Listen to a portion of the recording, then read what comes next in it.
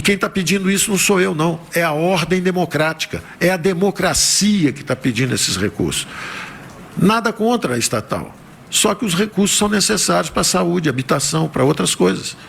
Então, vamos usar recursos privados para fazer chapa de aço, para fazer perfuração de petróleo, para entregar carta. Deixa o setor privado cuidar disso e vamos, com o governo, garantir creche, saneamento, educação básica, saúde, segurança pública, que foi exatamente a plataforma que elegeu o presidente. Então, eu fico por aqui. Eu vou ter que sair para uma outra reunião, posso, de repente, responder uma ou duas perguntas rápidas, mas a equipe está aqui e a equipe, quem conhece esse negócio mesmo é a equipe. Eu estou aqui só fazendo a propaganda do time. A turma que joga fica de manhã, de tarde, de noite em cima desses números, conhece tudo no detalhe, está aqui. Eu sou só um feliz companheiro de viagem dessa turma que eu encontrei aqui, que são brasileiros comprometidos com a mudança, muito experientes, não nos deixam cometer grandes erros. Erros todos vamos cometer, mas eles garantem que a gente não cometa os grandes erros. Até porque testemunharam muita coisa que foi feita errada e querem acertar e querem melhorar o Brasil, tá certo? Então, eu realmente vou ter que ir, eu deixo você com eles, mas eu volto, acabando lá, eu venho correndo para cá, se vocês quiserem, ainda converso com vocês. Vamos lá, você tinha feito uma, eu vou deixar duas, você e você que pularam antes, e depois eu saio.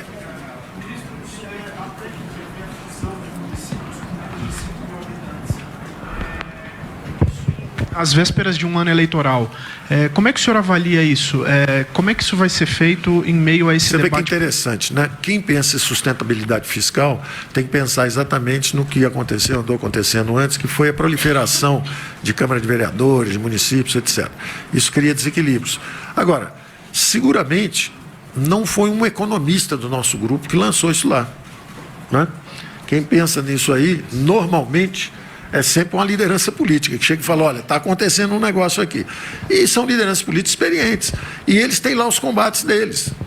E nós vamos assistir isso aí. Do nosso ponto de vista fiscal, a gente sabe que realmente municípios têm dimensões ótimas, né? Se é grande demais é disfuncional, se é pequeno demais é ineficiente também. Nós não sabemos exatamente qual o tamanho ideal. Mas vocês não acham que é um tema legítimo para um Congresso conversar? Não é que vem de fora. Quando a gente conversa com os políticos, porque, de novo, esse pacote não saiu da cachola de um economista. Vocês chamam por isso que eu não gosto da expressão pacote, porque o que sai da cachola de um economista é um pacote.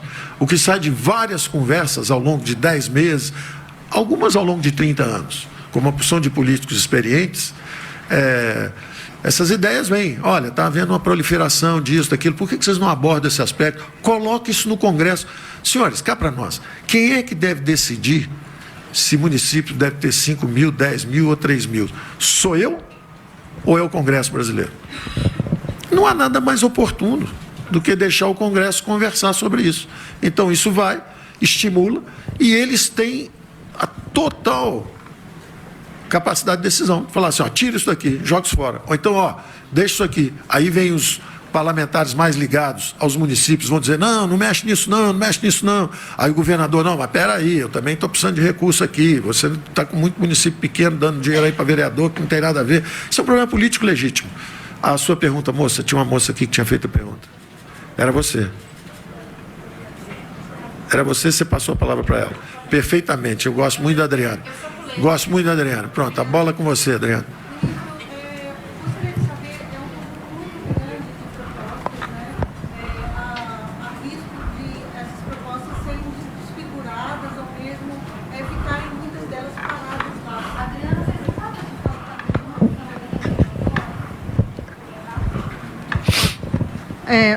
Boa tarde, ministro.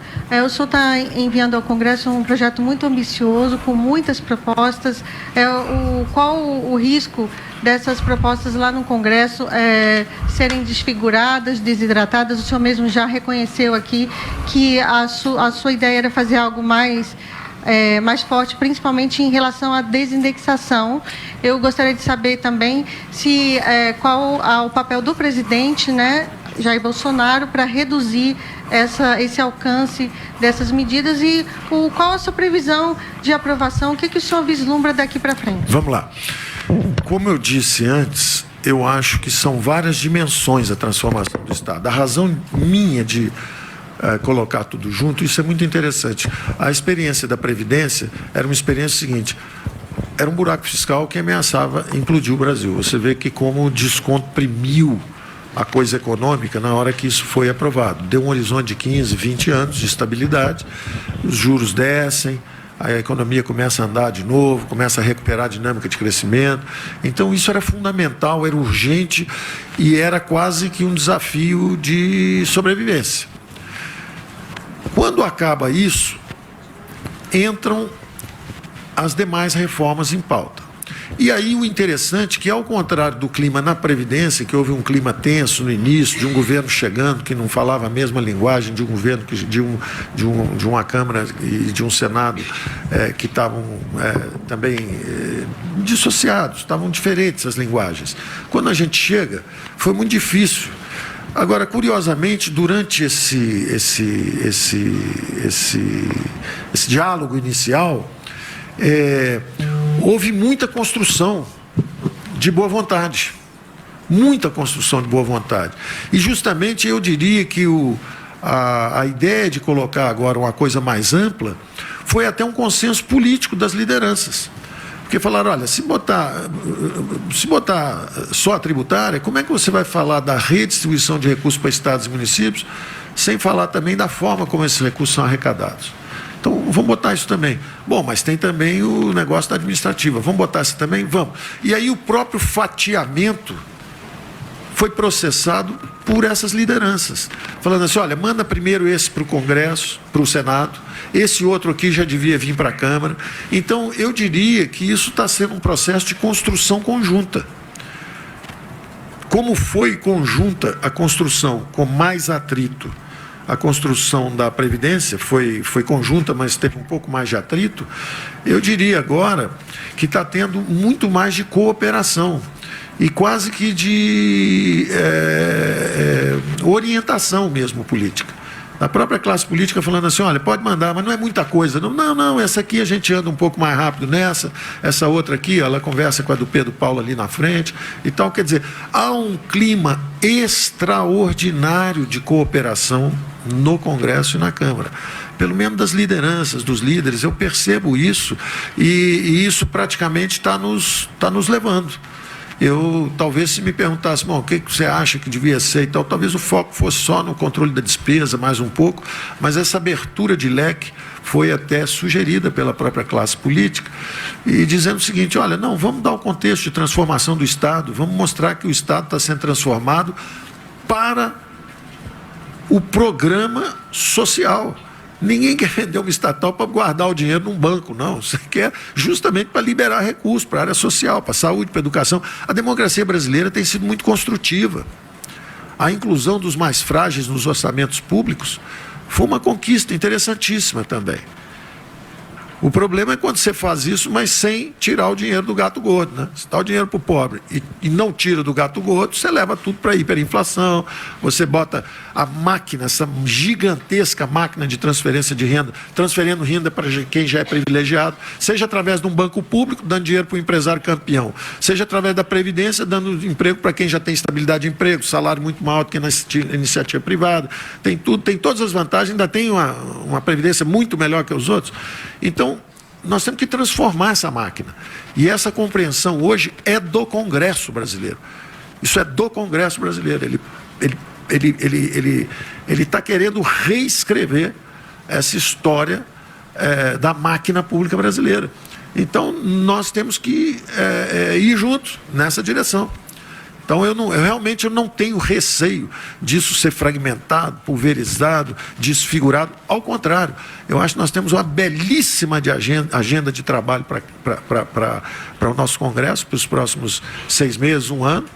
Acho que sim, algumas vão andar mais rápido que a outra. Eu acho que a administrativa está em ponto de bala, vai ser aprovada relativamente rápido. A tributária é um pouquinho mais complexa. Os 280 fundos levam mais tempo, mas a transferência de recursos e a descentralização para estados e municípios também pode ser mais rápido. Eu não arriscaria prazos. Eu prefiro que haja mais tempo para conversarmos sobre tudo isso do que ficar engavetando, solta uma no conta-gota, depois solta outra, não.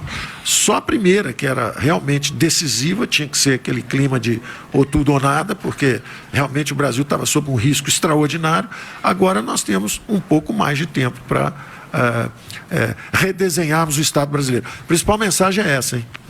O Estado brasileiro vai ser redesenhado, está sendo aperfeiçoado por um Congresso e um presidente da República reformistas.